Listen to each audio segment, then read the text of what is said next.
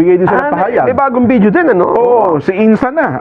Sinama na sa kakasuhan. Di ba? Oo, sa ombudsman. Yes. Re-recommendahang kasuhan. Oo.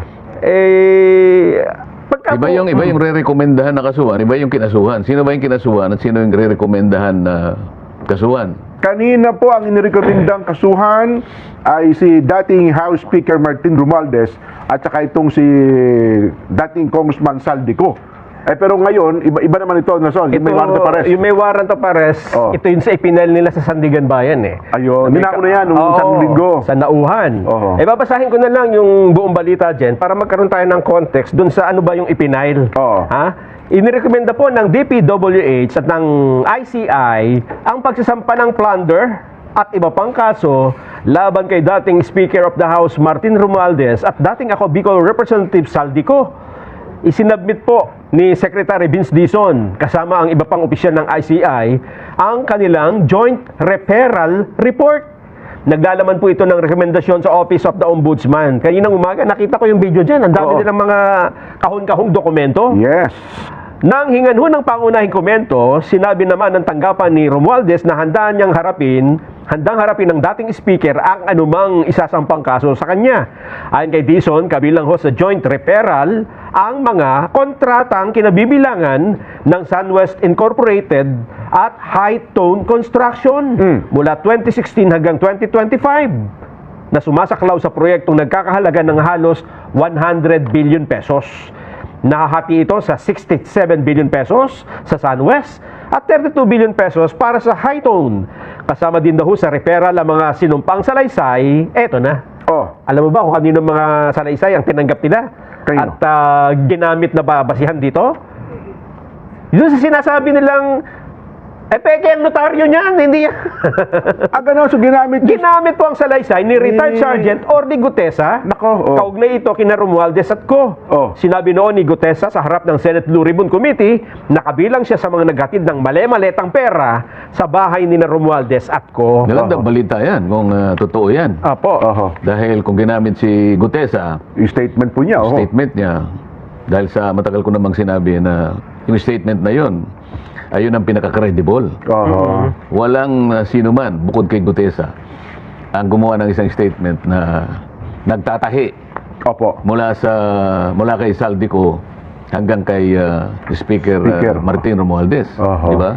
Sa mga katwid, kung ginamit nila yon, pinawalang bisa na nila yung kanilang mga kinatha na mga aligasyon na di umano ay si Gutesa pang namiyaki ng notaryo. Oo nga po. Dahil sa alam naman nila siguro na hindi naging issue yun sapagkat si Gutesa humarap naman talaga sa pagdinig ng Blue Ribbon Committee. Na kung saan ang pinaka-issue doon ay yung kahalagahan at saka yung katotohanan na inihayag niya sa Blue Ribbon Committee. Kaya kung yun ay isa sa mga ginamit, medyo okay naman sa akin yun. Ayun, Pero teka lang, hindi kasama sa balita na kasi ang narinig ko rin kayo na sa ibang istasyon na son, bukod kay Gutesa, ginamit din na ata yung statement ni Saldico, yung mga video messages. Hindi na bagit parang yung kay Gutesa, at saka ito pong huli mga video ni... Teka muna, kung ginamit yun, may binabanggit pang mga tao si Saldico. Yun nga po, Ang totoo niyan, binabanggit niya ang Pangulong Marcos. Ayan, nasabi niya yun. So, yan naman hayag naman talaga yun. Wala naman tayong itatago rito. Narinig naman nating lahat. Buong Pilipinas ay sinabi niya na nagdadala siya ng pera kay Martin Romualdez at sa ating Pangulo. Di ba? Tama po. Anyway. So, yun ba pinaktor ng ICI? Ayun nga po ang tanong namin. Pagka po ba, halimbawa, gano'n, ginamit mo ang isang testimonya sa laysay, sa isang ipapile mo pa lang na information, pwede bang mamili ka lang kung sino ang dapat mong isama? Hindi ka makakapamili. Pag ginamit mo yun, gamitin mo lahat kung ano yung nakasaad doon. Ayun, yung pala. Pagka hindi ganun ang ginawa mo, pupunta ka naman sa bending dalo. Ganun ba yun? Diba? Twisting dalo. Opo. Diba? Pero ang tanong, Jensen, halimbawa, ang sabi nyo, nabanggit nga yung pangalan ng Pangulo, pagka isinama nila yun sa papailan nila sa ombudsman, baka naman sabihin, hindi na namin sinama kasi ang presidente may immunity from suit. So hindi yan ang tamang forum. Dapat yan sa impeachment. Theoretically kasi, Opo. ang pinag-uusapan natin, kung ginamit nila yung statement ni Gutesa, Okay. maliwanag naman na binanggit niya si Saldico at saka si Martin Romualdez. Opo. Ngayon, kung totoo na ginamit naman din yung pahayag sa maraming installments, pahayag ni Saldico, si Saldico, binanggit naman niya si Martin Romualdez at Ayun. binanggit din niya ang Pangulo. Oho. Kapag pinagsama-sama mo yon, alam mo kung sino talaga ang dapat na maging subject matter ng investigation. Okay. Kaya tinatanong ni Nelson, Oo. yung doktrina na ang Pangulo ay immune sa Anumang kaso. totoo Yes, po. yun. Opo. Pero ang pinag-uusapan natin, Nelson, investigasyon lang naman eh. Aha. Diba? Hindi naman kakasuhan. Kasi para kumpleto. Dahil nga sinasabi okay. natin, huwag tayo maging selective. Opo. Total naman, binanggit lahat ang mga pangalan ng mga kung sino-sino. Sinino naman eh. Opo. Ang investigasyon na kinakailangan umikot sa lahat ng mga nabanggit. Ngayon, pagdating na doon sa pagpapile ng tama at kaukulang asunto, Aha. doon na ninyo i-consider yung doktrina that the President is immune from suit. Ayun. Di ba? At hindi naman siguro ibig sabihin. Wala namang immune sa investigation. Sabi nga natin, Ayun. no one is above the law. Yes po. Di ba? Kahit man. Pangulo ka man ng Pilipinas, ba, hindi ka mas mataas sa batas. Opo. Hindi kagaya ng meron mong sabi, hindi. Mas mataas ang ganito sa batas. Yung Kaya impeachment. hanggang kanina pinag-uusapan yun eh. Opo. oho. Yung mas mataas ang impeachment court kaysa sa Supreme Court, yung po ba Isa yun, ano? Nakata, sinabi niya, mas mataas ang tao sa batas. Di ba? Yun pa. Di ba ganun? Tama. Kaya Kasi nga naman, nagkahetot-hetot lang. kasi nga naman, Sen, Vox Populi, Vox Day, di ba? Voice of the people, ano tawag yan? Voice of God. Voice of God, parang gano'n Bakit? doon yata sinimulan Yung yun. voice of the people, pinagsama-sama sa isang dokumento na kung tawagin ay saligang batas. Yun na yun. Ayun. Yan ang voice of the people. Yung saligang ba yun? Hindi dahil siya nagsalita lang isang kalipunan. Opo. Ano? Ganun pala yun. O ang tawag doon, the law of the mob. Opo. Yun. Diba? Mob Pagka rule, sumigaw ba mob rule dito, yun. yun na yung batas. Hindi mo ganun. Anarchy Ang na. pinagsama-samang boses, di ba? Opo. Ng lahat ng mamamayan ng Republika ng Pilipinas ay naisatinig Oho. doon sa ating saligang batas. Ayun. Pasasakop ka doon? Oho. Yun pala ang konteksto noon, ano ha? Pero teka lang, kayo po, personally, sapagkat kinasuhan na po si Speaker, di ba? At saka iba pa. Kayo ba bastante na doon, Sen? Ano ibig ko sabihin sa bastante? Sabihin sapat na ba yun? Kasi ang hinahanap nga natin, sabi niya, mastermind ng mga katiwaliang ito eh. Ngayon, Kaya nga sinama na. sinasabi ko, kung ang pinagbasihan nila, yung sinasabi nyo, binabanggit nyo, wala pa akong nabasa tungkol dyan, Oo. di lahat ng nabanggit, isama lahat sa investigasyon. Oho. Di ba? At saka na natin pag-usapan kung sino yung dapat masama at hindi masama. Pero kailangan yung investigasyon Para buo. ay sa kanyang kabuuan para walang masabi yung tao na meron na naman kayong pinagtatakpan.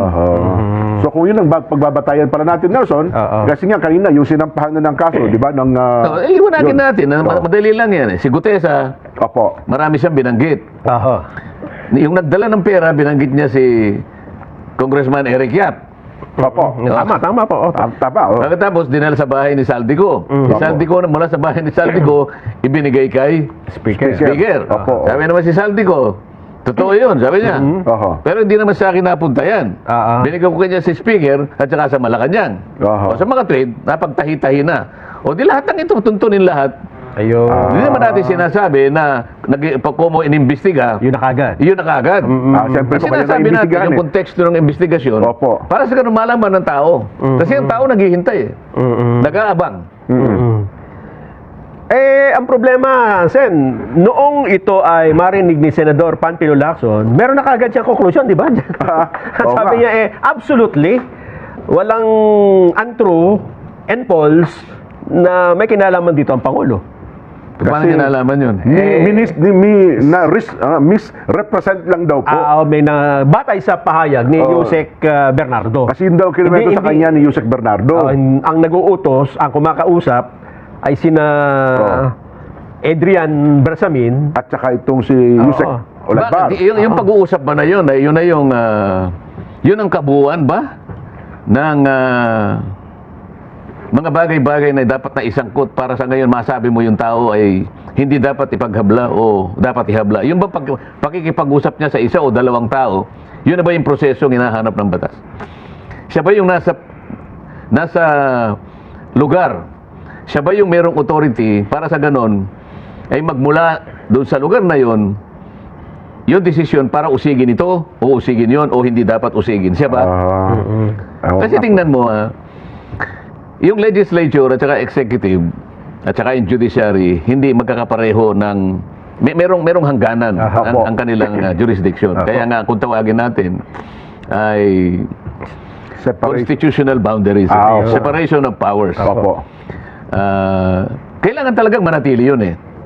Kahit na halimbawa sa legislature may tinatawag kaming pagdinig, paghusisa, pag-iimbestiga sa ilalim ng Blue Ribbon Committee, nananatili na legislative in character. Ayun. Dahil sa ang ginagawa namin ay pantulong lamang para sa ganon makahanap kami ng mga batas na pwede namin gawin. Para sa ganon, yung iniimbestiga ay malagyan ng kaukulang mga batas para hindi na maulit yung mga bagay na ito. Opo. So, legislative in character, bakit ka makikialam doon sa usapin ng executive? Kung mo ba nakapag-imbestiga kami ng ganito at ganyan? Alam mo, yung regulasyon ng Blue Ribbon, pagka yun ay binasa mo mabuti, nakalagay doon eh. Pagka ikaw ay nag-iimbestiga, sabi nila, doon sa aming tuntunin, at in the course of our investigation, nakahalungkat kami ng mga krimen o irregularities, kinakailangan i-repair na kagad sa mga opisinang may kinalaman sa pag-uusisa at paghahabla. Ang sinasabi ron yung ating National Prosecution Service at ang ating mga korte. Maliwanag, maski sa jurisprudence, sinabi, Senate versus Neri. Opo. Ang katungkulan, sabi niya, ng legislatura ay gumawa at maglatag ng batas. Kailanman ay hindi ninyo tungkulin ang mag-usisa ng krimen. At hindi kayo pwedeng mag-prosecute at hindi kayo pwedeng mag-adjudicate. Ngayon, kung sinabi nga ni Senador Lacson yun, nasa sa kanya yun. Kaya ang tanong ko, dahil ba meron siyang nakausap? Opo. Ang talagang maghahabla ay yung ating national prosecution. Kung halimbawa, DOJ, merong ano yan eh, may pagkakahati yan eh. Opo. Yung mga low-ranking officials of government, DOJ yan. Okay po. Merong salary grade yan eh. Opo. Halimbawa, salary grade 65 and below. Halimbawa. Opo. Hindi ko kabisaya sa ulado yun eh. Opo. Umari 65, yan. DOJ. Okay. 67 pataas, halimbawa. Opo. Ito yung ombudsman. Ayun. Yun naman. O ngayon, ipaghahabla pa lang. Pinag-uusapan pa lang natin ang mga mekanismo na kanilang iniisip para ihabla kung sino yung dapat ihabla base sa mga testamento na kanilang pinagbasihan. Opo. Pinag-usapan na natin ngayon. O mag-iimbestiga pa lang eh. Ayun. O bakit inunahan mo na ano sabi? Absolutely. Absolutely untrue and false. O baka tayo, baka ako mailigaw na naman. Hindi natin sinasabing may kasalanan ito o may kasalanan. Pero pakaiwasan natin na magbigay ng sariling opinion na para bagang alam na natin ang pangyayari. Kaya tayo minsan napupunta kung saan-saan eh. Kasi nga naman, yun daw ang another supplemental affidavit, di ba? Panibagong... pag hindi mo kabisado at hindi pa naman talaga yun ang nangyari, kasi uusisain, iimbestigahan, sabi ko nga sa'yo, DOJ o kaya Ombudsman, pagkasapat na ang kanilang mga pag-aanalisa, pag-aaral, pag-iimbestiga, sila lamang ang pwedeng magpasya na maghahabla pa eh. Hindi pa rin sila ang pwedeng magbigay ng opinion kung sino may kasalanan eh. Sila pa rin magkakaso. Kasi sabi nga natin, yung quantum of evidence, di ba? Yes po. Sapat lamang hanapin nilang ebidensya para lang sila makapag-file ng kaukulang asunto.